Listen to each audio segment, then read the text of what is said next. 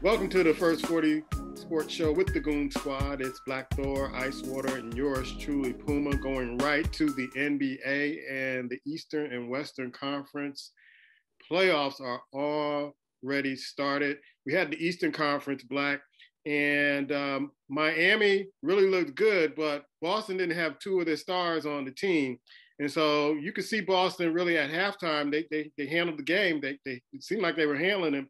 And then Jimmy Buckets came alive. Your thoughts?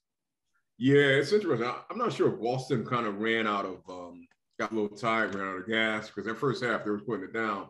But I do think sometimes, man, that we underestimate the coaching of the Heat, bro, of Spoelstra.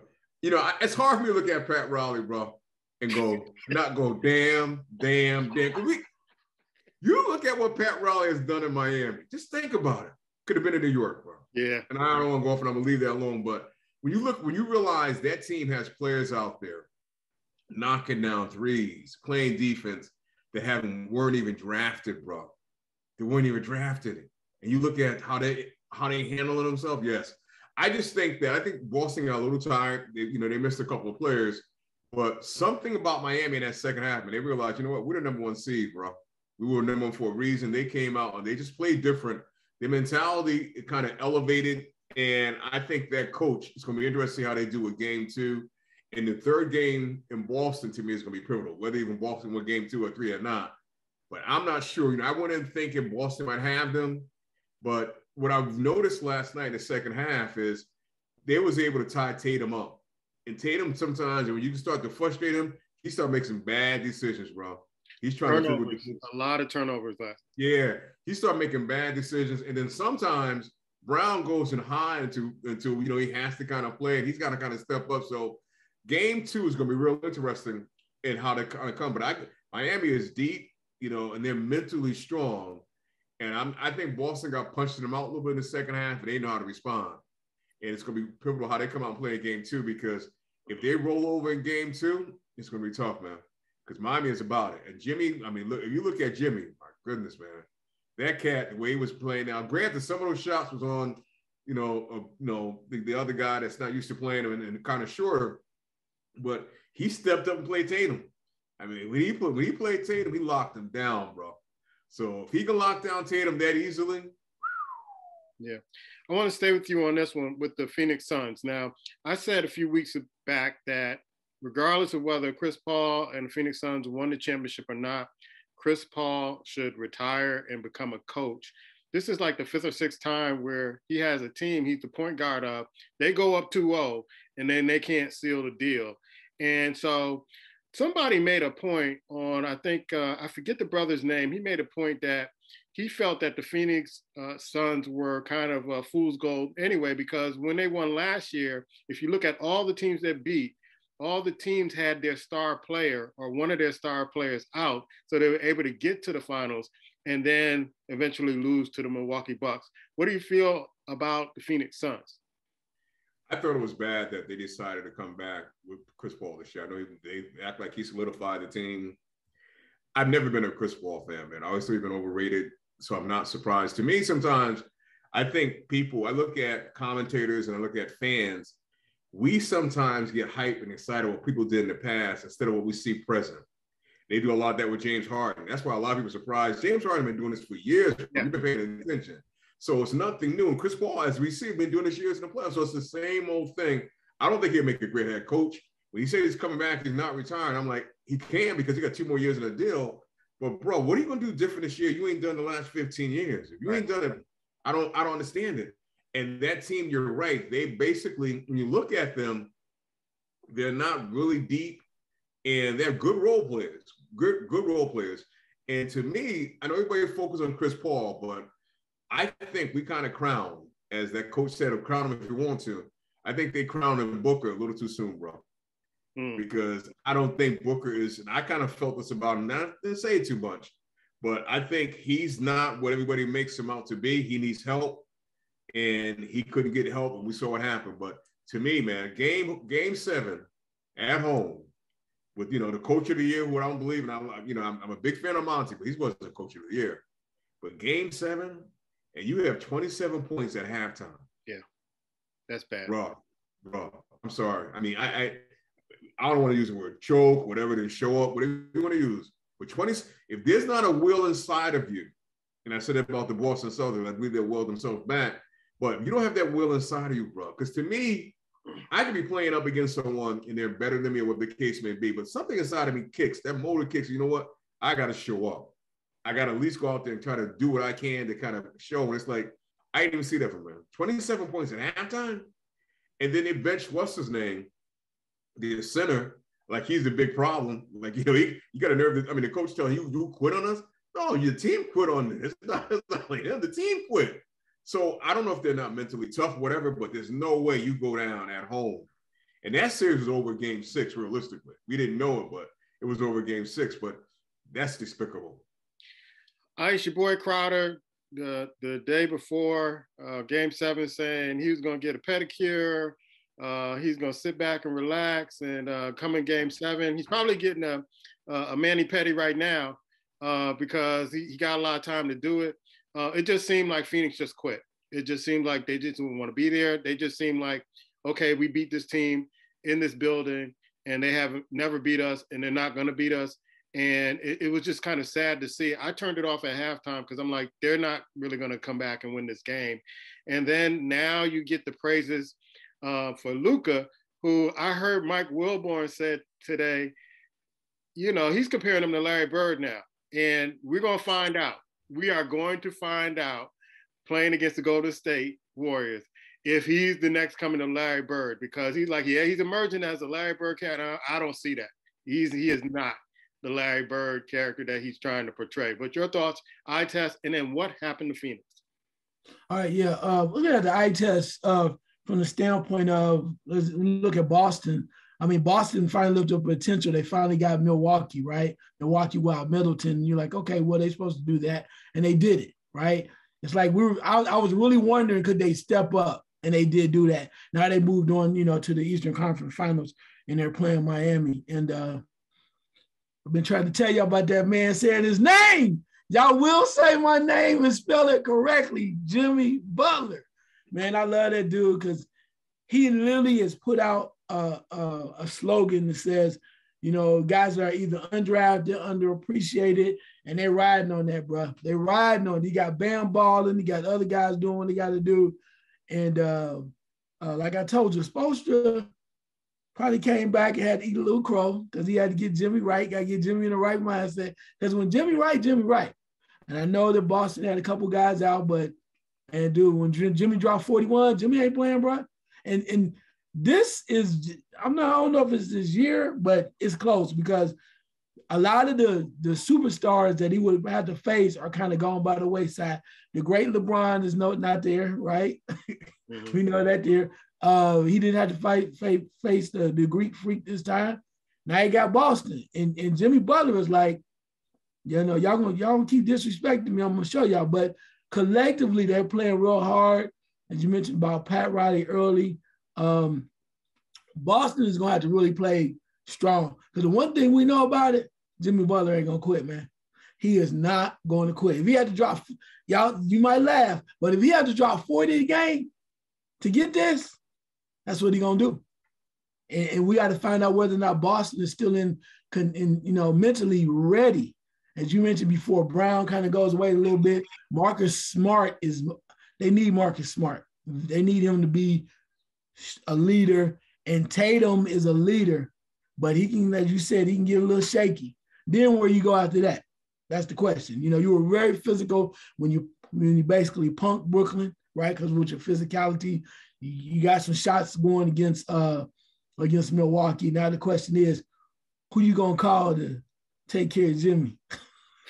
Jimmy, like, I don't know if you got nobody on your squad for that. Jason, you don't want none of this, you know. And Jimmy don't care, man. Jimmy told you, he does not care. So it's gonna be a great series. I'm looking forward to it. But right now, with them being up one from that standpoint, the rest of it we saw coming down. You know, Dallas getting past Phoenix, and then of course Golden State winning. But that's going to be an interesting series. But I'm going to jump right at that question real quick about Phoenix. I'm going to say this. Chris Paul clearly is looking old. Everybody knows that. So now you're saying it. And I know we're gonna talk a little bit about Patrick Beverley, but y'all, anyway, I got an interesting take on that, but that's for later. But Chris Paul definitely looked older. He's not the leader they thought he could be before, even physically from this standpoint. So that left Devin Booker to step up and rise up and be the leader. And I think you guys are right. I think he's still a little bit immature. Hell of a player as far as the skill set is concerned, but it's a lot to carry the load, because remember before they was in this scenario where everybody was looking at Booker, was looking at Ayton, and then they needed some help, so they went and got Chris Paul to be a leader. Okay, now that's not is back to what it was before, and you want to blame Ayton and whatnot as well, but they were both of those guys after Chris Paul didn't step up. They were looking for direction, and they're looking at Monty, and Monty could not. He could not reel him. He could not rally the troops. He could not bring them back on. So everybody's looking, well, why you say it's me? You hear them comments now. Devin Booker said, I was supposed to do what? And now that everybody's pointing fingers, and Monty couldn't rally the troops. But and then, of course, with that being said, you mentioned earlier about the great Luka and how great he was and what he did. And he's in second coming, Larry Bird, all the stuff. But the one thing you're not talking about, with all that being said, is the adjustments that Jason Kidd made to play defense against Chris Paul, knowing that he's older. He clearly told you, I know what it's like to be in that body at that age. I know what that's like. You don't want that young dude running at you and getting too close, you pulling the ball up when nobody's there. Nobody talks about what Jason Kidd is doing. Luka is scoring points, yes, but it's collectively that Jason Kidd knows what it took to get rid of Phoenix. And a lot of people don't understand the adjustments that he made. So that's what making Luka look real good from that standpoint. But then again, we're going to find out about Luka. Because the one thing Larry Bird did, though, Larry Bird was the leader from the standpoint of Larry Bird played defense when he had to. He threw dimes. He wasn't, smirking and twerking or whatever he's doing like that. Larry Bird earned it. And Larry Bird had a mean streak. I don't know if Luka got that streak in him. He made, but I ain't seen it yet. Larry Bird would slap you in the mouth. Larry Bird would punch Dr. J in the face and wait for him to come back and say something. And everybody on Larry Bird's team bought in. ML Carr, Robert Parrish. McHale had his back. Scott Maxwell. Maxwell. Scott Webman. I mean, you know what I'm saying? Danny Ainge. Yeah, they bought in. They was like goons, man. Dennis Johnson. I mean, everybody was all in, but it started with Bird because Bird had a mean streak. He was nasty. I mean, Bird came from almost nothing, bro. So before I start crowning Luka as the next whatever, you got to show me something. And the way you show me something is we'll find out in this next series. And if y'all do make it to the finals, that's all well and good. If you do bypass old Golden State, as they call them, which I found that very interesting, old Golden State, that Memphis called them. If you do surpass that, and I know I'm just going way out there, but you do surpass it and you make it to the finals, Dallas, I hope you play Miami, because Jimmy got a little something for you, baby. I would love to see that, because it is what it is. It'd be almost like a, Bird, Magic, whoever, Bird versus somebody, whatever. It'd be Luka versus Jimmy Butler. I would love to see that in the finals. I wish Black didn't put Pat Riley in my head about thinking about the Knicks, because that's all I think about now. Ever since you said that, because I kind of like put that out of my head for a while, but I'm thinking that if the Knicks would have let Pat Riley do what he wanted to do, oh man. Let it go, man. Let it go. It's the truth, because you look at what he did with that franchise, man, just being there. Now, it's funny because think about Dwayne Wade, all the players he's basically kind of tutored, been around. LeBron came down there, told him to fire Spoelstra. He's like, no, we're not firing him. Right. And they look what he's kind of stood for, the players he's brought in, their mentality, the culture he's basically built there, man. It's just something to watch, man. It's something to kind of pay attention to. When you think about it, how he's basically took that franchise and elevated them. And even after LeBron left, they kind of sunk down for a little while, but they find a way to kind of always be relevant. To me, that's something, bro. I mean, and I think it goes unknown. I want to piggyback on what he said about the coach of the Mavericks, because I looking now, he should have been the coach of the LA Lakers. They had him there and they let him kind of go. They let him get away. But I wasn't sure what he can do the second time around, but he has took this franchise, Dallas, man, to a new level, bro. He has Jason Kidd has basically got them to buy in. He makes adjustments. I love Mike Wilbon, bro. Pull it back with that white, I mean, I think it's kind of, to me, I wonder if he was black or something was saying about a black player, a white person was comparing a black player to someone we kind of think it's a little racist a little bit. Just because the man is white, that don't mean he has to be a Larry Bird. But I will say this about Luka, man. To me, I think, and I know he played in foreign country at a young age, but guess what? We got younger cats playing in whatever league at a young age too. These young cats can learn a lot from him because he's polished in some areas. He doesn't play defense, but he is polished in a lot of areas. And that's what these young cats don't realize. They want to be fly higher, block shots, slam, bang, bang. Polish your game, bro. Polish your game. And that's something he stands for. What I noticed that he does, and this is why he can get those open shots, it seems like he's watching the feet of the defender. And then once he got them off balance or got them in a certain way, he can move in a way to get his shot off in the perimeter. Because he's not that fast. He's not fast at all. No, I think he's just watching what the defense is doing and the defender. And if the defender doesn't give him any clue of where he's going or placing his feet at certain spots, for him to get an advantage, I think they'll do really well. I'm looking forward to see Thompson on him and then Draymond Green on him to see how he's going to, because Thompson, you could call him, a game 6 Clay, but Thompson knows how to defend. And I want to see when they start throwing all those players, whether or not he's in shape enough to handle that and whether or not they can grind him down. Because I can see them saying, you know what, if Luka's going to get 30, fine. Nobody else is getting over 10. And I heard we're going to Patrick Beverly. He was saying something that really kind of made me think. He said, in a game, you guys score 110 points. He's like, I can't see Dallas scoring 110 points every game.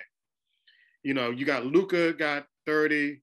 You got another guy, maybe 15, another guy 10, all this other stuff. And he said, it's still coming up 30 points short. So I want to see what the Golden State Warriors do as far as running and gunning and getting him out that half-court set and making Luka work. Pat Beverly is on ESPN snapping ice, and he got NBA players mad at him. And they got him on every day. It's like the first day they put him on, they got the response, maybe the rating shot through the roof, and he's been on there every day. And I like it. And it's getting people talking. What are your thoughts about Patrick Beverly and snapping, especially on Chris Paul saying, why aren't y'all coming after Chris Paul when he's doing all this stuff? You praise him, but you won't give him that treatment when he messes up. Ice? Man, I'm going to say this. A lot of times, the players don't want you telling the trade secrets, right? And I think that's a trade secret about Chris Paul. So everybody know he can't move. He can't play defense. He said, you know what Chris Paul is? And I thought this was hilarious. I was like, but it was on point. He said, Chris Paul is like them cones you set up doing the drills in basketball. My man said, you go to the cone, you make the move, and the cones stay right there. And you were like, I can go all around the cones. He called him a cone. I was like, dang, cone. Oh, my goodness. And he's like, he said, and he clarified, because Stephen A was trying to come at him like, oh, you can't say that about the great Chris Paul. He says, I'm not comparing him to the regular guys in the league, right? But when you say top 10 point guards of all time, that's what I'm putting it on, where you don't play defense and y'all let him get away with it. And he just said he's a good player. He's solid. I love his game, but his time has come. It's come and went. And he's just not the guy he was before. And you got to be honest with that. And like a boy said, he said when he's struggling, like he said, y'all came for Simmons, but you want to come for Chris Paul. Phoenix needs the old Chris Paul, and he's not available. He's not available. I'm just saying, he's not available. So therefore, you got to say what it is. And, they made another point is that Chris Paul probably should have sat down. Yeah. You probably later in the game should have sat down. Because you're trying to make something happen that's not there. And when your other star, your young star, Booker's not balling and coming together, there's a problem. I would have put in like either Johnson or somebody and made them roll.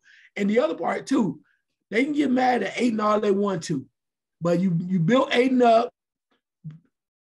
You built Ayton up because you were feeding him the ball on the inside, kicking the ball out to Booker and getting everybody else involved. Now Chris Paul can't go back and get Ayton involved. Now you want to say it's his fault. No, man. You got to keep riding the horse that you got to go with the girl that made you, man. That made you the person that you are. So, with that being said, Black Thor, it's just one of them things that they just have got to, you just can't put that on one or two guys. You had a formula that was working. Chris Paul let you down and everything unraveled. I agree with him, man. I was listening to Patrick Beverley. I love it. I heard that clone, that thing. That was hilarious. It was true. Chris Paul basically, they overstate his importance. And I said this a little while ago. I think Chris Paul's always been overrated, bro. And for some reason, the NBA pick on players, or not NBA, or commentators, they find players that they may not be fond of. And when you do something wrong, oh yeah, they go in, they're cut and shit. But for Chris Paul, for whatever reason, he's in the commercials. Everybody thinks he's a nice guy and all this other stuff. Nobody says anything about him. Because we talked about it last week when his family was at the Mother's Day game. And I said, why is your family down there alone? I said to you, Puma, earlier in the week, come to find out, the guy hugged his mother. And I said that night, why didn't you hit his brother? If he touched your mom, whatever, why ain't arrested? Now, he probably was intoxicated. He hugged his mother and maybe tried to hug his wife. Bro, guess what? He can't hug your mother if you ain't at the game. Right. Realistically. And now if he hugged her inappropriately, I got it. But I'll see you outside, bro. He ain't smack your mama. I mean, realistic. But that's that thing with Chris Paul where everybody want to treat him like a gentleman. But like Pat Beverley said, what is he doing on the court? Are we really paying attention to what we're seeing on the court? And he has the record in playoffs for losing series, being up 2-0. Yeah. And losing the series. How good of a point guard? He's a top. They call him the point guard. I don't like that when they call him that. I am tired of this 75, who's in the top 75, 50. I'm tired of that. Take that list and stick it somewhere. Because to say this player is in whatever, it doesn't matter. Who's getting it done when the lights are bright and he just doesn't get it done? And that's what we should be looking at. He doesn't get it done. He's a top 75. No, he's not. He's not a top 75 player. There's nowhere in the world you come up that short in the playoffs and you're top 75. You don't deserve to be. But another point Beverley made, and I think this is where, to me, I totally disagree. He's rooting for Harden to get his money. He's like, everybody comes up short. No, everybody's not coming up short in the playoffs, bro. You can't. If you're gonna talk about Chris, I know Harden's your boy. You got to talk about Harden correctly too. Yeah. And they were saying that Harden hangs around a bunch of rappers. He's in the studios till late at night. He's showing up late to the games. He's showing up late to practice. And see, this is the point I have with teams. If he's doing that, why aren't you treating him a certain way? Because if he's doing it, he's allowed to get away with it, then he's on the floor doing what he has to do. I don't even understand where, because Lucas showed up out of shape, they made him get into shape to an extent. Hard showed us with a pot belly, bro. You ain't playing with a pot belly. That's disrespectful. If you're a professional basketball player in your 30s, to walk around and come in there with a pot belly, like you ready to blow some gas out, you should not be able to put the uniform on and play. Your ass going home, we ain't paying you. You come in here and make weight. That's what they did back in the day, bro. But see, NBA is soft now. They can go out and hang out with the Kardashians, do all this stuff, blah, blah, blah, blah, blah. Again, they're looking at players what they did years ago. And that, to me, that's one thing Beverley got. Well, everybody plays bad. No, bro. He plays horrendous in the playoffs. He doesn't want the ball in the playoffs. Now you want to give him max money? No. I mean, Philly would be stupid. They already came out so they can hang on the dot. He'd be dumb as hell. You give that brother a max contract. Yeah, because I've seen this, and a lot of people are like, well, he didn't do this in Houston. Yes, he did. He did it in OKC when he was coming off the bench in the finals. I said, this is not something new that he does. And I don't know if it's stage. I don't know what it is. If he owe bookies some money, I don't know what it is anymore. But you just can't be like the triple-double, complain that you're not getting the MVP, get in the playoffs, and then just quit or look like you're flopping all the time. Throwing his hands up like, trying to get calls that gets in the regular season. So I really don't understand it, but I'm enjoying Patrick Beverley.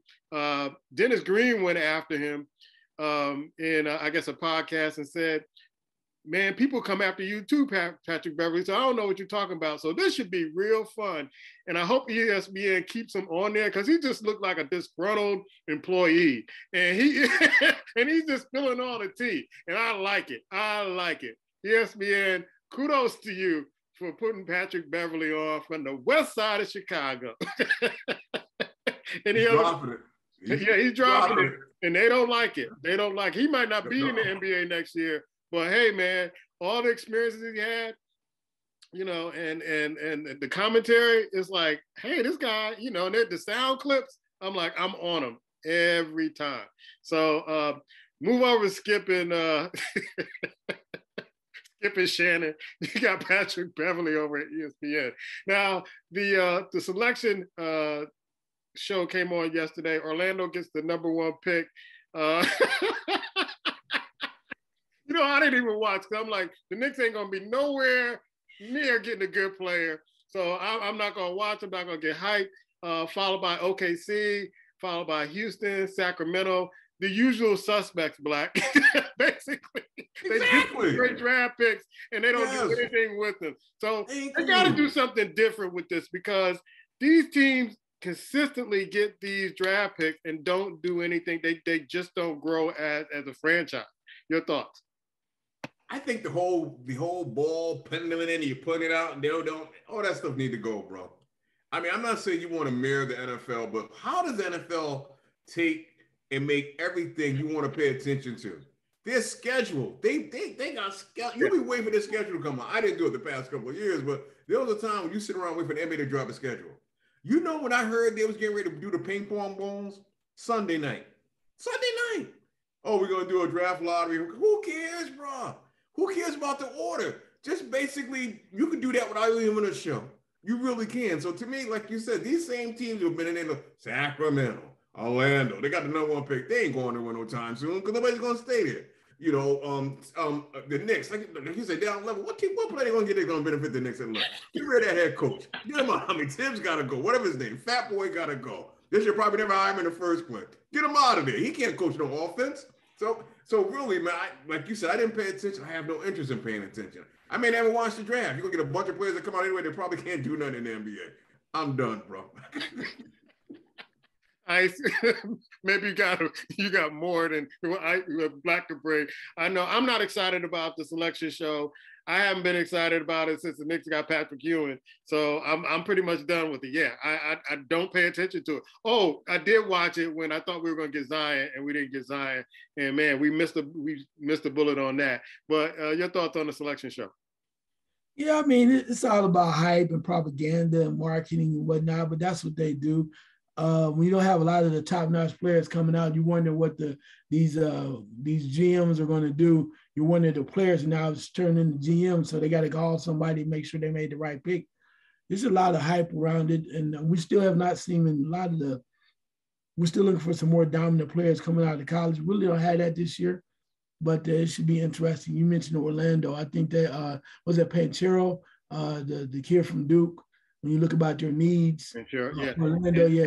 Even looking at a Holmgren from Gonzaga, which I think he needs another year. I think he needs another year.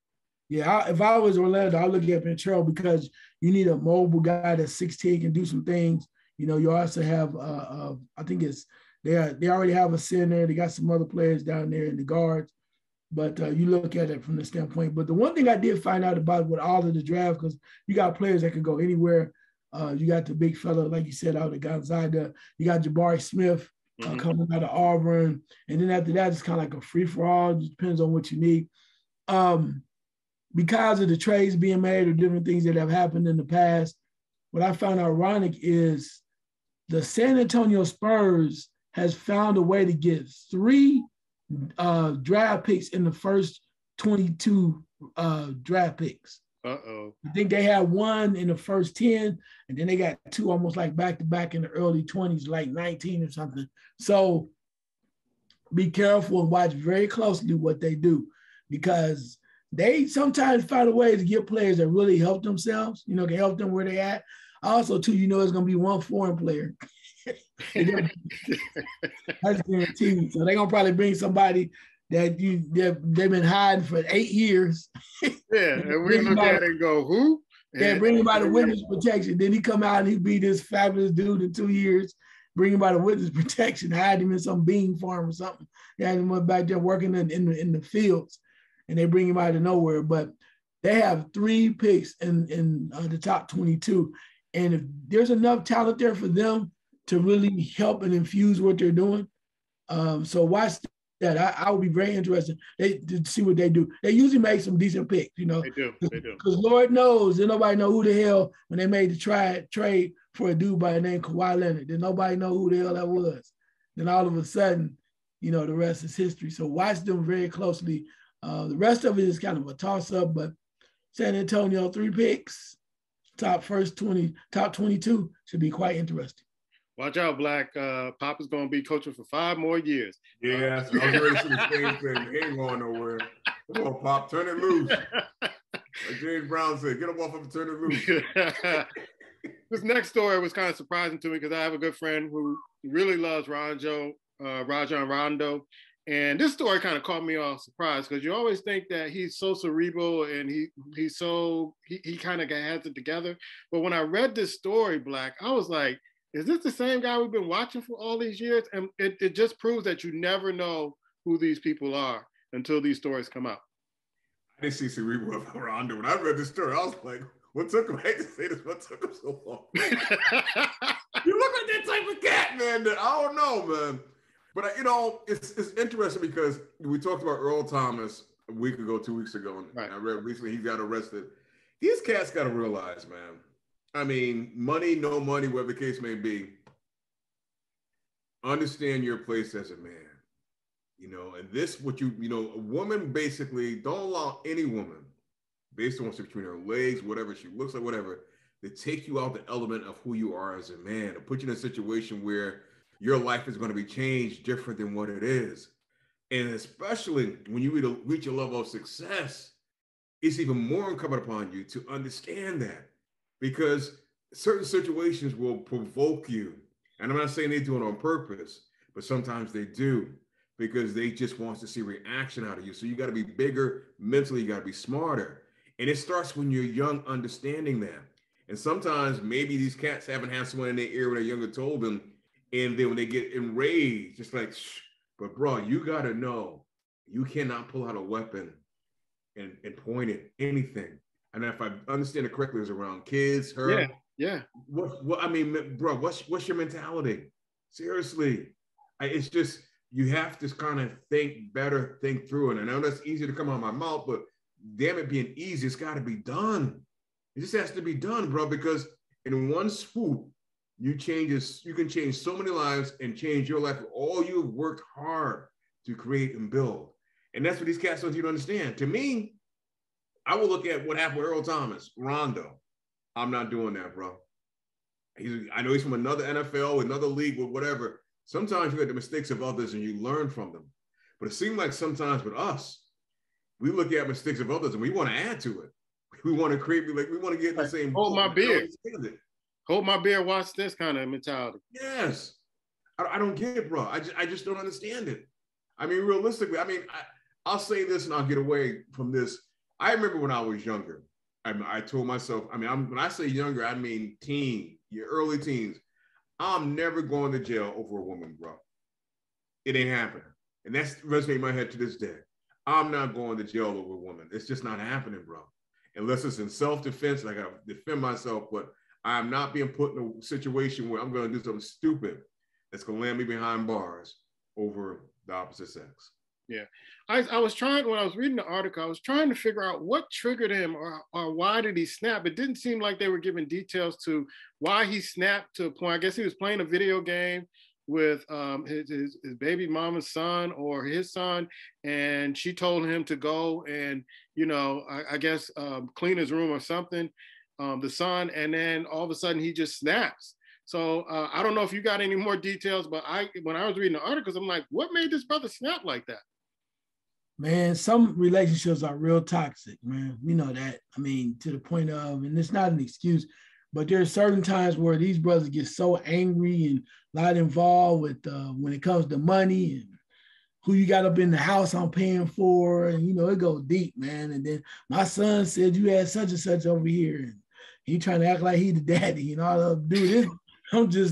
Seriously, I'm spending all this money, and you gonna disrespect me like this? And then I come up in here and I'm playing, I don't see my son, right? That might have been the part of it too, is the time. Only time I see him is like right now, we're binding, and you tell him to go clean up his room. What the hell? You know, I'm only here like maybe so many times every so much, you know, so many months. And right now we playing a video game. You talking about go or you know, whatever. You're telling him to go clean up his room. You disrespecting me. I don't understand it. It can go that deep. But like you said, you want to be in a position where you try to figure out, I'm not going to let this happen to me. But man, some of those relationships get real toxic. Yeah. And you know, phone calls are nonstop sometimes. Oh, we need this. Oh, every time it's a cat, it's an ATM machine. Every time you pick up the phone, we need this. We need this. We need this. Now I need this. Need this. And then I get over here, and I want to spend the time because I done sent you all the checks. All the checks are clear. Now you tell me to go clean up his room. Damn, I don't see. But I'm piggybacking on what Ice just said, man. That's provoke, bro. And there's sometimes women love to provoke you. Mm-hmm. And they kind of know what, just like if that's this, let's just say hypothetically was that way where, you know, she could have did it better than saying go whatever.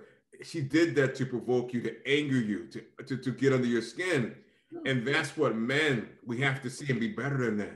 Because she could be mad at maybe like a check didn't clear, something didn't clear, but it comes out this way. And you got to kind of see it coming because that's, you know, hard to say, but it's their freaking nature, bro. It is their nature. If they're not happy with you, they don't want you to be happy. So it comes down to that. And as men, we got to understand. But bro, to do what he did, I mean, that's far from the answer. Yeah. Far from Yeah, and Ice, you sound like you. I know you've never been married, but you sound like you had, you know.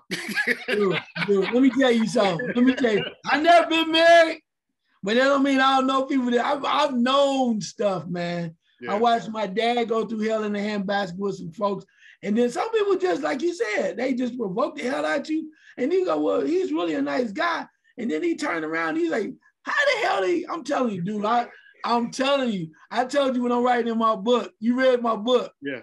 And my dad was an upstanding dude, but sometimes men had enough.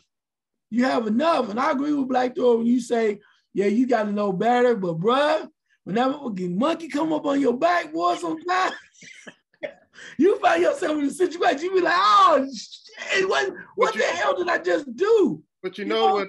I know my father said it, and I know Black has heard this too from the men in our family. Sometimes you got to see and don't see, and hear and don't hear. My grandmother would say that to me. Yeah, my grandmother say that, and I'm gonna tell you something, man. Is as simple as this is. If you know she can get under your skin, you got to find your way not to be around her, bro. Yeah, I agree with that. I agree with that, but I'm just saying, based on the percentages, though, bro. I'm just saying, and that's where men go wrong because they already know she's trying, and it's like you're allowing her to do it, bro. Yeah. Hey. And you got to find, I mean, because when you in jail, they're going to come visit you, and it's like, it's crazy. Then they turn around. I've seen situations, bro, and this is no lie. I've seen situations where a man and woman get mad at each other, blah, blah. She takes off a restraining order. Yep. He gets arrested. The next night, even got the straight. He back at the house. Yeah. Right. Which watch this. Watch this. You watch what I say. And I don't know them or whatever, but watch what I say. Because a lot of times it does come down to finances. Like you just said, with the restraining orders and whatnot. But part of it is this. And he's like, well, if I'm in jail, I can't make no money. You can't get your nails done, can't get your hair done. You can't buy the lustrous, mani-pedi stuff, all that stuff. You can't buy no new car. Because when I'm in jail, ain't no money, ain't no checks coming. So if you can't let me come here and see my son, I don't know where you're going to be living. I go to court, get my son, you'll never see him. So at some point, you watch how this goes. All of a sudden you're, and maybe she's going to be real with it. I might be wrong, but there are a large percentage of times, like you just said, the charges are dropped. And then she go, well, he really need to clean his room. Well, he can clean his room when I'm gone. We about to eat a whole gallon of ice cream because I just saw him. I'm just saying, man, it's trivial, but it's real, man. It's real, bro. You touched on the key word there. A lot of times it's trivial and men get caught up in it, bro. They love that trivial game, man. They just do. They'll take something that's real trivial. If you won't pay attention, your head will be swirling. And that's what I mean.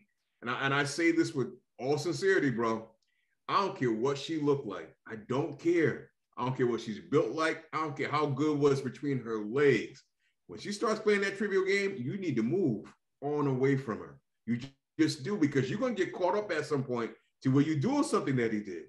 And they'll look at you later like you're crazy, bro, and go on. That's the way he looks right now. He looks like he's nuts. Yes. And that's the thing. And I've never been about getting those nails done, that BS done in the first place. So if that's what you're doing for them to kind of be on, reevaluate. But again, understand where you are as a man and never let anyone take you out of that character, bro. And if they are they trying, you got to get away from them. I agree with you 100%, but that's a lot of damn therapy sessions, bro. Yeah. 100. It may take that. Yeah, I'm just saying. Do what you got to do. I'm just saying, because some of them dudes they so far in, it's gonna take a lot of therapy, bro. I'm just trying to tell you. Bro, I'm gonna tell you something right now. You know what? As you would say, real talk, screw the therapy. There's another one out there, bro. There's no one just as good as out there. Just leave her. That's what I'm. Rondo, bro. So I'm gonna say this real quick. I remember I was watching a little skit of Chris Rock. Chris Rock said, "I want Tinder as myself." They say they go up as no assumed name. Could you imagine how many came after Chris Rock? Yeah. Rondo. There's so many of them out there, bro. What is so special about her? I think with men, it's like some of us can become over territorial about she's mine, this is mine. Yeah. And it'll mess you up. So a lot of brothers are in jail because they were too territorial and they wound up on the other side of it and they got a lot of time to think. And I ain't trying to be funny, but I got to break this monotony up. You hear that famous line? Man, they just be calling me, man. They be calling. And some people, believe it or not, I'm trying to tell you. Like my man said, I'm just saying, some people get so caught up in certain things that they cannot remove themselves. It's like porn, bro. It's like porn. We talking about. I said this a long time ago. Hey, don't fall for that. This is yours because they ain't never yours. Hey, no. It's like porn, bro. It's like porn. Some men go, oh man, I don't do that. And they be like, oh my God, what have I done? Oh my God, it ain't yours. It ain't yours. It's just your turn. That's look, that ain't what she said. It don't matter. It's not yours. It's just your turn. That's a lot of cats fall for it. They fall for it. That's why you get the nails done. You get all that stuff done because they think it's theirs. It ain't yours. And it never will be yours. Even if you marry her, it ain't yours. Yeah, well, hey, we're gonna have to stop this episode of When Black Men Talk and go back. We're gonna do a show on that. Is it yours? Yeah. There you go. All right, I'm gonna throw in one more story that I thought was hilarious. Nick Saban wants more parity in college athletics. Whatever he's smoking, I want some. Black, what is he? I can't even justify him. He can't justify this. I said this before, man. Nick see what's coming down the line, bro. Nick sees that people are realizing these cats are basically saying, guess what? And I'm not going to say it started with the quarterback with Cincinnati, but he realizing now he's losing players because this transfer portal and everything else, and the balance is starting to get like this. The SEC has been here for a while. Right. They're going to start to slide, and he see it coming. They're going to start sliding down because a lot of these kids are going, you know what? Why go to a school and I got to sit and wait? I can go here and dominate in a small pond and get there a lot quicker. And Nick's not stupid. He realized that. So he's trying to act like, trying to be like, yeah, I'm for it. But at the end of the day, he knows Alabama.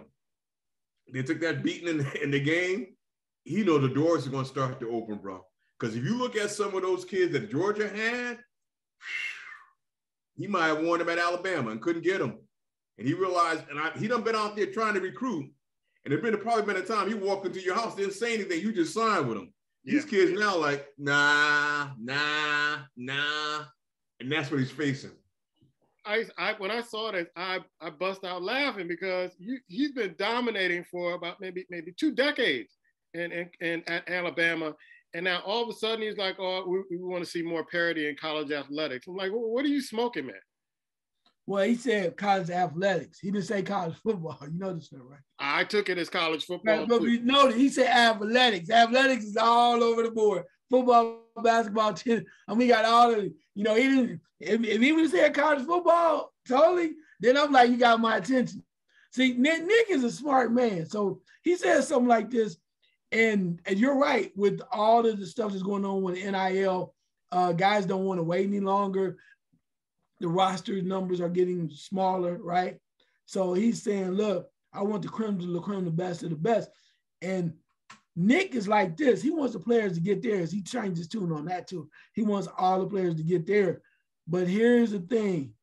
Nick is still on top. I mean, they didn't win it, but they still got guys coming on.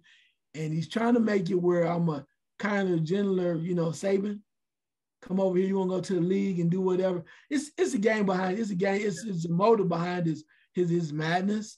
And Nick want to be part of the game, even to the point where once he leaves, they might need somebody to be a consultant. Nick's smooth as hell. Nick's smooth, and things are changing because the NCAA now is, you know, it's on this last ring, right? You know, right now it seems like they're in trouble.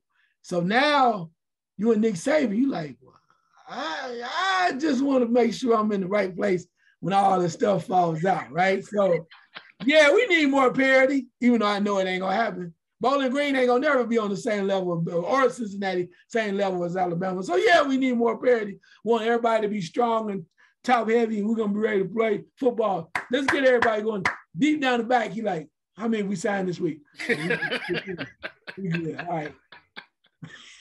All right, let's go to, I'm going to switch it up this week because I want to find out why they were fighting on the sidelines in the WNBA report with Black Thor. You know, with the Phoenix team, the ladies were over there having a little scuffle or a little disagreement over there. But let's go to the WNBA report with Black Thor right now, man. I think, you know, when you got Diana Taurasi, it doesn't take much, bro. And I think this team is feeling the weight of not having Brittany Griner there. And I think that there's been probably some spoken things going on, but I think in the midst of that, they're not who they were last year.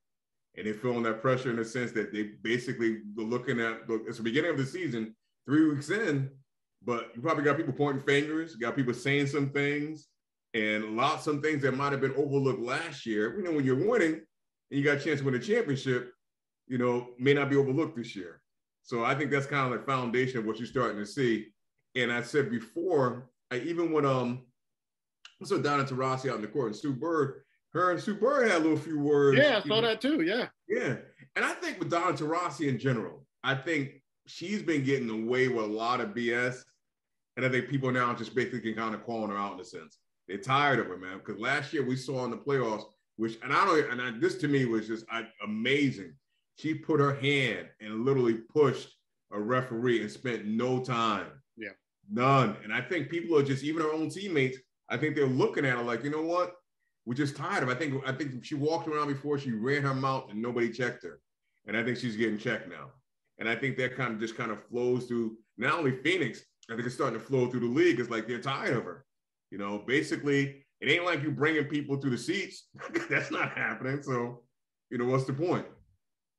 With that being said, when I'll jump into our report for this week.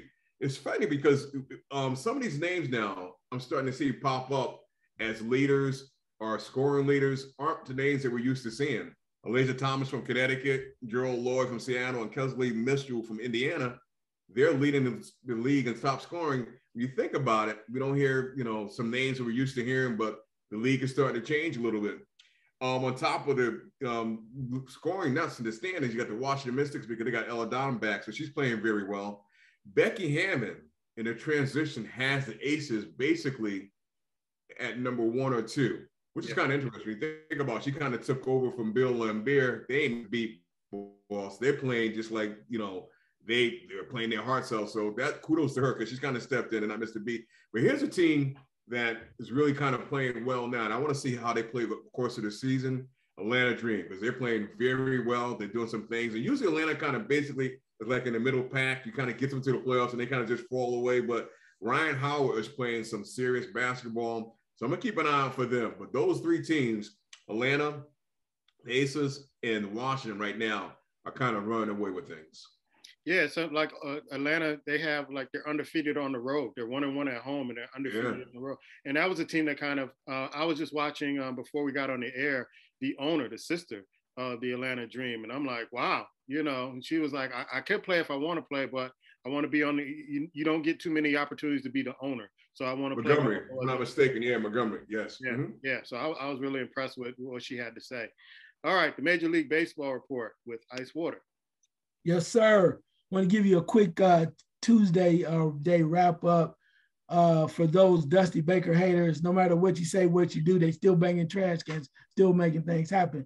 Houston was very impressive in the 13-4 win against Boston. They had 5 home runs in 1 inning.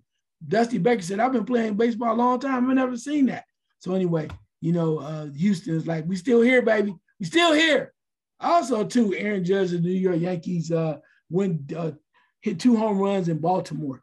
And then he hit another one, a third one that was real deep, and he got frustrated because they were saying, well, hell, it would have been 3 had it been in the old Camden Yards. They moved the fence back, so he did not get that last home run.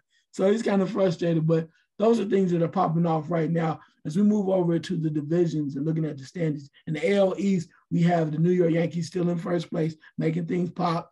The Tampa Bay Rays are behind them, 5.5 games in second place. In the AL Central, Minnesota, at least that division, the Tony La Russa Chicago White Sox trail by 2.5 in second place. AL West, them damn Houston Astros are leading that division. They're 8-2 in their last 10. The Los Angeles Angels are still making noise. They're only 1 game back. Still interested in that in the AL West. In the NL East, the Mets. When's the last time you really think about the 2 New York teams in first place in their division? Right, it's been a long time. So the Mets are still making things happen. In fact, in their division, the Mets are the only team right now that are playing over 500 ball. So yeah, Miami and Philly are 6 games behind the Mets at this point. Moving over to the NL Central, Milwaukee is the leader there. St. Louis is second place they trail by 2.5 games. Last but not least, in the NL West, Cash Money Dodgers leading that division, and followed by San Diego by 1 game and San Francisco by 2 games. Still early enough. Yeah, I wanted to ask you this, and maybe you can answer it next week. There's always that team in baseball that maybe are playing a little bit under 500 at 500 that you know that's going to make a run, and then all of a sudden they're going to be so hot when it comes to the playoffs. What are some of those teams? You don't have to answer this week, but I want you to kind of give us an idea, because we had 1 year where we were laughing at Washington. We were laughing at them like, man, they're out of it. All of a sudden they come and win the World Series. You had Atlanta that wasn't doing too well last year. All of a sudden they just, like lightning, just bypass everybody. So I want to take a look at some of the teams that maybe at 500, a little under 500, maybe about 7 to 10 games out. But if they start making a run during the All-Star break and then beyond, then those are the teams that I want to kind of pay attention to, because they come out of nowhere, it seems like, every year. Yeah, well, of course, a lot of it has to do with chemistry. And then if they make some moves on the end season, then it takes time to develop that chemistry. Atlanta's a perfect example. They went out and got, was about 3 or 4 different arms, different places. And before you know it, veteran guys that come in had already been around the postseason before, and they dominated in the postseason, and which is the reason why they won the World Series. So we'll definitely take a look at that next week. All right. Black, questions from you, but I had a story up there about the XFL with The Rock, Dwayne Johnson, who started out in Disney, owned by Disney, and ESPN is jumping on it, and along with the Disney Network. So are we going to have a pool or with the XFL? Because USFL is going on, and I can't sit there and watch a game. I seriously can't sit and watch a game. I'm not interested. So what is the XFL doing? You can answer that a little later, but your question, man. Kind of goes contra the NFL, man. Drew Brees got fired from NBC. Come out and put a tweet up. He's thinking about playing again. So So they're gonna bring Rodney Harrison back in the booth again? Like, we sorry, we ain't mean it. No, man, but they kind of got rid of him. And I wanted to get your guys' opinion of Drew Brees kind of basically trying to test the waters with a tweet about him lacing him up again. Ice. Well, you know, for a veteran quarterback like that, there's always room at the end, especially a veteran white quarterback. Yeah, I said it.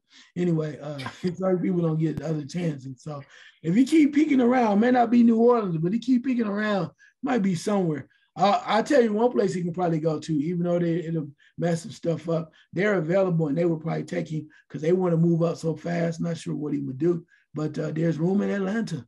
You always can get a shot at a spot in Atlanta. So if you want to go to Atlanta, Atlanta would love to have you. I even mentioned I heard something about possibly that Arizona might be a spot. What? Yeah.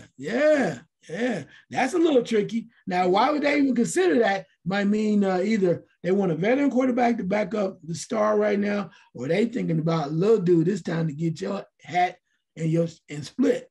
So it'd be interesting to see what happens there. I would think Jameis Winston butt crack would be sweating right now, him coming back to New Orleans, because I can't see him playing anywhere else. But yeah, I didn't really kind of pay attention to him on television, but he wasn't making that kind of money like Tony Romo. And then you got Tom Brady going to be making more money than everybody else. And it seemed like NBC was like, you know what? You kind of lukewarm on him. And they put Rodney Harrison out on the field. Maybe they'll bring him back in the studio next to Tony Dungy and apology and give him a little raise. But no, he never brought any kind of sparks to NBC. And I've gotten to a point where I don't want to see the commentating before the game. I just want to just see the game. But if you are a good commentator and I want to hear your analysis before the game, and he just wasn't going to bring that. It was kind of like, he was just boring, man, to be honest with you. He just seemed really boring. So I'm not surprised that NBC decided to let him go. Black? I think NBC, good, because like I said, and I won't be afraid to say it either, he's a white guy, white quarterback, so you think he's going to bring him in, he's going to bring something to the game, and he didn't bring anything. And basically, the coach of the Saints kind of said, no, man, he said that he's talking in jest, meaning they don't want you, man. They don't want you. They moved on. Your head coach is gone, you're gone. And we can't forget that when the last time he played, he couldn't throw the ball past 20 yards, bro. 20 yards, yep. Yeah, exactly. People have forgotten that about you. You may want to play, but I don't think his team going to kind of take him serious. And to kind of piggyback when I said about the Cardinals, I think the Cardinals kind of dumped that quarterback, bro. I do. He might play there this year, but I think it's when the general manager, most of the times when you have like little squab and stuff going on, very few times the team will kind of basically come out and come raw and come straight forward. They'll dance around and say the political things. When they came out and said, you're just too immature, blah, blah, blah, say some things about you. Look what happened when they said that about Baker Mayfield. Yep. When they come out and drop some straight head, hardcore stuff on you, your days are numbered. Your days are numbered, in my opinion. Because usually they're more kind of reserved, they hold back, they don't say, but when they just let it come all out, no. Yeah, here's another quarterback who don't want to be home with the wife and kids. Ice, what's your question? My question is, I mentioned it earlier, Memphis Grizzlies Dylan Brooks on the Warriors says, we're young, they're getting old, so they know we're coming every single year. Them old ass Warriors. Your thoughts? Black? Well, he's right about that. I mean, he's right. I said that before when the series was going on, man, that I know West Ham had a good game. He's not what he used to be for the Warriors. And the Warriors are getting old, bro. They are getting old. It's just a matter of time before what's the name catch up. I think another team, even, looking at if he can do something in Sacramento, the head coach the coach that's going to be taking over, you're going to see the West kind of swing around because the Lakers, in my opinion, are not going to be good for years to come, bro. I mean, they years to come. I don't care who they bring back now. You got Phil Jackson there saying he's trying to hang on to Westbrook. Wait, come on. Phil Jackson, what's name came out realistically, did an interview, I don't know if you guys caught it, with a beat writer in LA. And I like her, but she sounds like a floozy, the owner of the LA Lakers. She sounds like, and I see why. She got everybody underneath her. to me, if you still taking calls from Magic Johnson, you're a floozy. Magic walked away from you, left you high and dry. If you let Magic have any input what's going on that team, he's a floozy. With that being said, the West is going to change, bro. It's definitely going to change. And you look at Memphis, they're not far from it, bro. The West is going to change. So, yeah, what he's saying is correct. They're getting old. A lot of these teams, guys are getting old, and they're going to step up. They're going to be dominating. If they can maintain what they have, the players they have, and add on to it selectively, I agree. Yeah, I think he's right. But I think Golden State, they set themselves up pretty nice. When Clay went out for a couple of years, they were able to develop some younger players. So they'll have a nice mix of veteran players and younger players. But Memphis is coming. And one of the things the reasons why I didn't really believe in Memphis this year is that they need more experience. They need more experience. And usually when teams are on a rise like that, it takes a few seasons for them to get right and get to a point where they develop that championship DNA, which they don't have right now. They were kind of like celebrating after wins in the first couple of rounds. And, it was like, act like you've been there before. And they weren't. They were kind of, talking a lot of smack, all that other stuff. All you do is motivate the other team. So I think once they get some more experience under their belt, they'll be able to overtake some of the teams in the West, because they were second in the conference. I don't sneeze at that. They were second in the conference behind Phoenix. And so if they can do that and just being inexperienced and just doing it on raw talent, look for them to get better and better and better.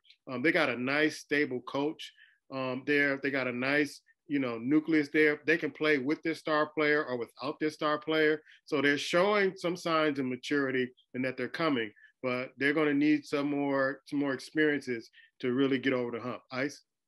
Yeah, Dylan Brooks is not afraid to say what he thinks, and he doesn't care who knows it.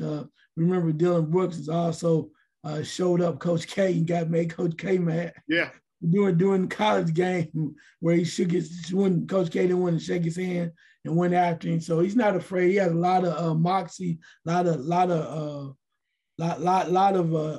positive energy. But when you look at it, they are getting a little older. But you're right. They need more help. And Golden State better come up with something. They better hope James Wiseman come back healthy. They got to do some other things. They got to get younger. They're trying to do that. But if they want to keep running the way that they are, they're going to need a secondary leader besides the Draymond Greens of the world and Klay Thompson. They're going to need a secondary young leader to come up and keep them rolling along. So, but we feel you, Dylan Brooks. I ain't mad at you, bro. And don't let him mess around upset on next year. He ain't going to ever hear the end of it. Hey, Black, how is the prospect of Mark Jackson becoming the LA coach kind of looking? I don't think it's looking that good, man. I think I sent you guys something earlier where I don't know. ESPN is basically, they're trying to get LeBron traded, which is not going to happen, and they're doing their best to talk about Mark Jackson and trying to say, yeah, you got to think, and it's like they take on these agenda and they think that they're influencing people, but they're not. And to Mark Jackson, in my opinion, honestly, openly, humbly address what went on in Golden State. And just don't say to people, I'm not going to change it, man. No, bro, you guys need to speak to it and say what you would do different. And that's what people want to hear. Until he does that, X and O's, him being an X and O guy, whatever, mama, look at that man, bro. In current day time, man, you can't put what he's out there. I sent you an article the other day where he was actually laying hands and playing on players, bro, telling them to come to this church. That's not going to float. I mean, those players, you don't know what they went back and said to management. You don't know. Bro, you can't. That's that's not what you need to be doing in reality, trying to be a head coach. So to me, he honestly understand what he did and kind of basically want to humble himself. He can go to 1,000 interviews, bro. ESPN could talk about him 24 hours a day. It doesn't matter because the league itself remembers what you did. They know what you did. It's a small community. And until you kind of own up and fess up and deal with it, I don't think it's going to happen. It kind of reminds me of now he wasn't a player, but remember Mark Albert and he the incident where he happened in a hotel room and then he got his job back and they gave him a second chance and he retired almost like with honors when he retired. So I kind of look at it that way. I really do, where people will forgive and forget. You're part of that basketball fraternity. And I think it's going to be some of the players who vouch for him. They always say that the players in Golden State praise him all the time, praise him on how, he helped in the development and all that other stuff. So, like I said, I wouldn't be surprised if it happened. I know when I saw ESPN and the guys kind of pumping them up, I'm like, here we go. Ice, your thoughts, man?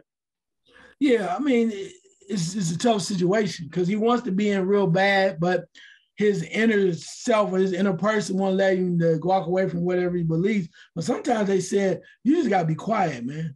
I mean, you can't change the world. There was only one savior, right? From what we know, depending on what you believe. So you can't change the world. You want to work, you got to learn how to fill in.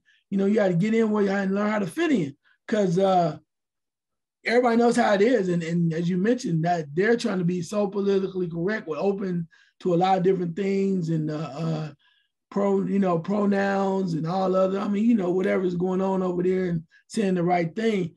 That if you come in with such an overbearing view, you're not gonna work. I mean, the fact that he's still on the announcing board says a lot. Do you ever hear him talk about his views there? You don't hear about it. He said, I'm not going to change, but you never hear him talking about, well, you know what? We need to lay hands on you, Van Gundy, because you know what you don't hear that. But if you can do that there, if you really want the job bad enough, you should be able to do that too. I'm just saying. Ice, you got another question? Yeah. I was trying to figure out, and I might talk about this in my last second shot too, but I was watching a special with David Letterman where he said all kind of people in there. But one of the things I want to know, what do you think the relaxed attitude of the NBA and also particularly NBA is pro sports now coming towards the use of marijuana by their players? Black?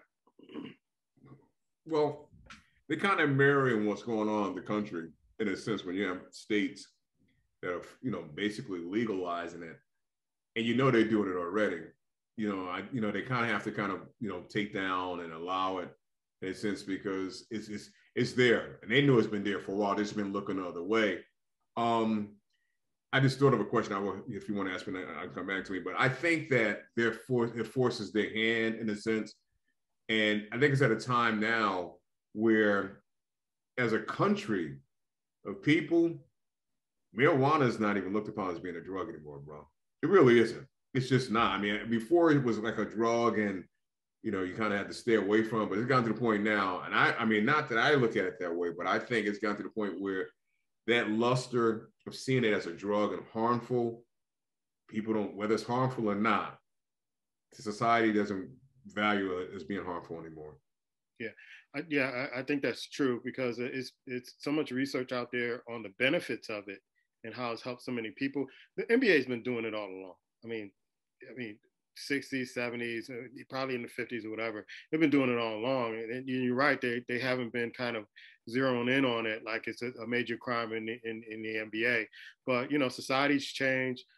There's so much research out.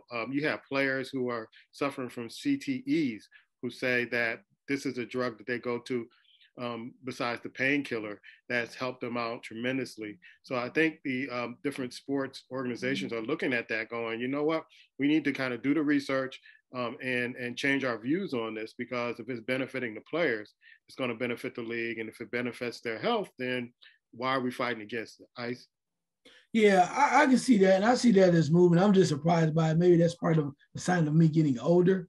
But the other thing that's just really bizarre to me is the fact that I think they're trying to get out in front of it because they know if you keep pushing away, probably a large percentage of your players that are smoking weed gonna come out and then they're gonna test positive and they're gonna say half your damn players are on pot.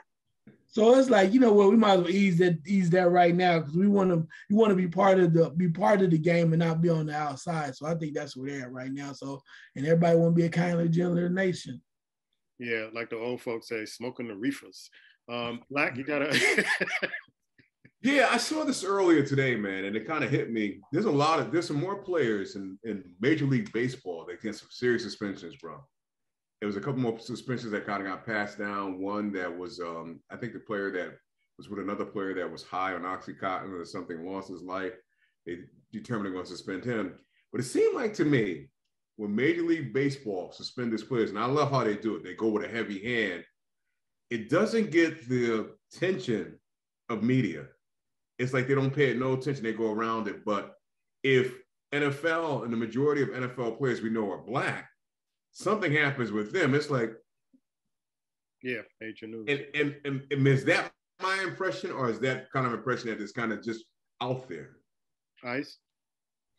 Yeah, I can see where you say that. I mean, because recently baseball had a couple guys that went down swinging hard, and then were some other things that were going on too. But baseball, one thing they do, they put it out in your face real quick, and it's like, did you catch it? Oh, you didn't see it?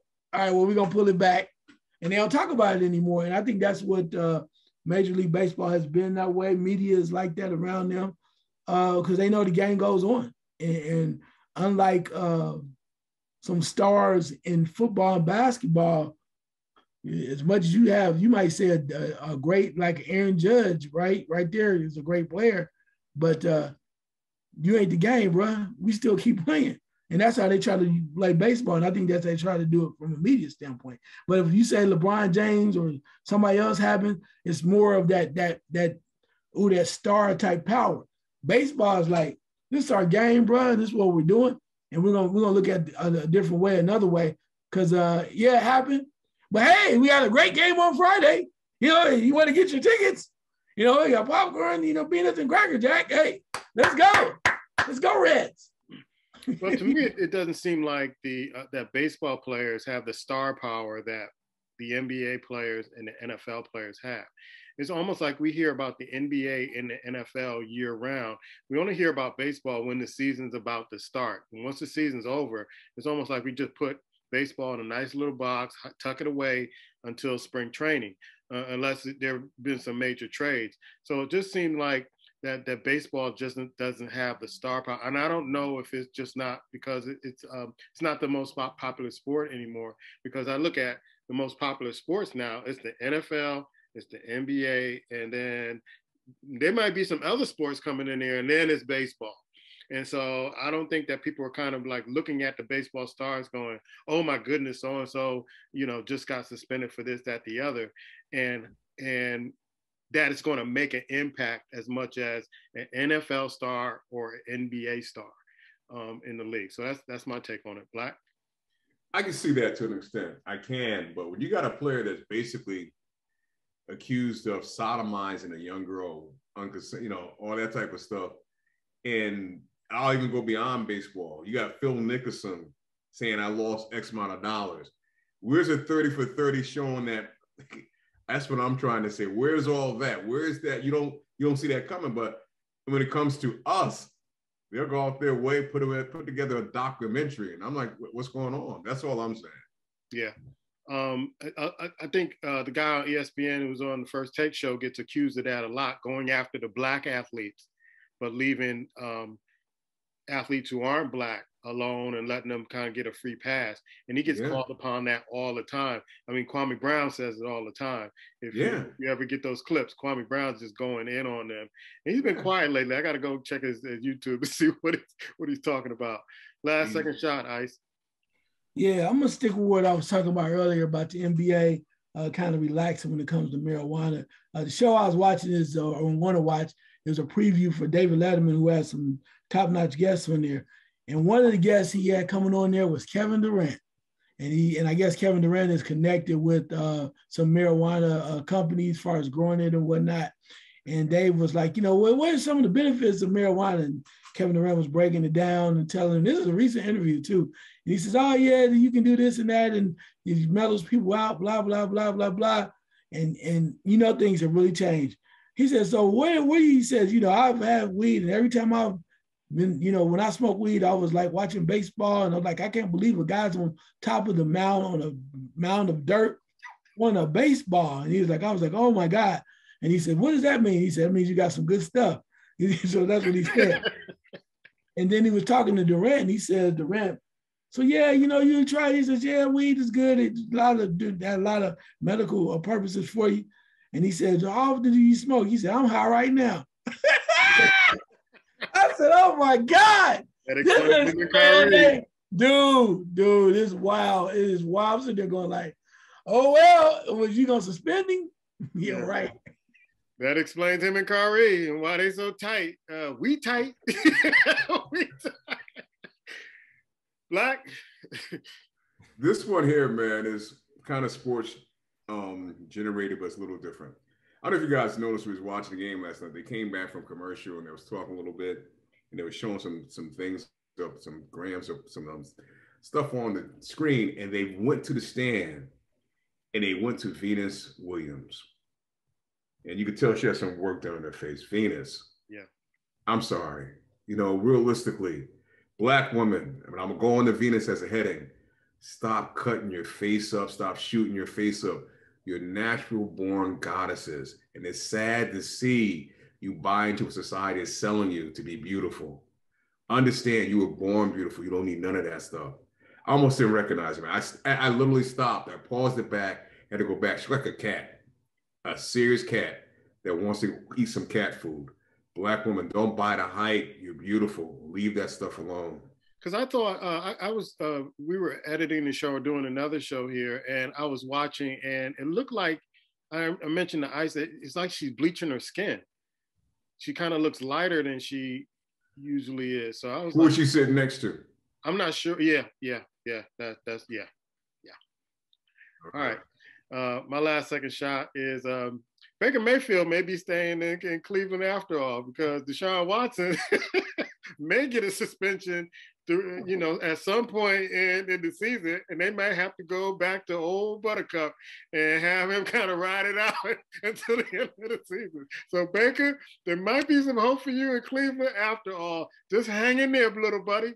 You may be doing those commercials and sticking with Cleveland, and you don't know how many games Deshaun Watson's going to be playing. So hang on in there, little buddy. You might be playing this year. That's our show. We'll be back next week. Peace.